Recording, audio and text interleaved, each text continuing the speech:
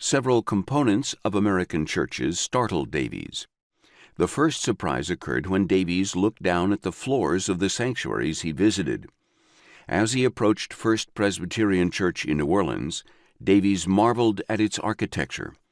It is a beautiful building. Seldom, if ever, had I seen a place of worship the exterior of which I liked so much. But once he stepped inside, he found the floor revolting because it was stained all over with tobacco juice. Davies understood that spitting tobacco was a common practice in the United States, even among elite men from the upper class, but he was surprised that the nasty habit occurred during worship. Another British traveler, Frances Trollope, despised the ubiquity of chewing and spitting tobacco in public, and she also complained of this most vile and universal habit when observing it at a theater in Washington, D.C. The next surprise to Davies was more revolting than the tobacco spittle on the church floor. As worshippers entered the sanctuary, Davies saw all the black people take their seats in the same section of the gallery.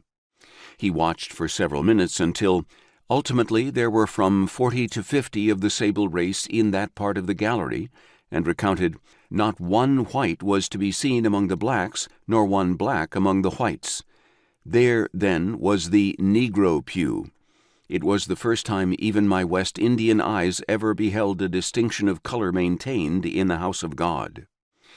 When a white lay leader offered a prayer beseeching God to empower the congregation with every grace and Christian virtue, and uphold their nation with the great blessings of civil and religious liberty, Davies questioned how this worshipper reconciled the words he spoke aloud with the horrific sins of black enslavement in his city and the terrors of racial oppression against people of color throughout his country.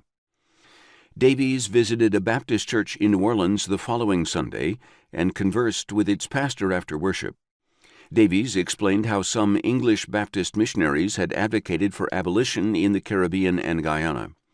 The pastor responded, "Slavery is a political institution. As a Christian minister, I have nothing to do with politics. My business is to preach the gospel and try to save men's souls." And the pastor continued with a vigorous defense of enslavers and shared that he had no desire to fellowship with uncharitable Christians who questioned the faith of people in his church on account of their participation in slavery.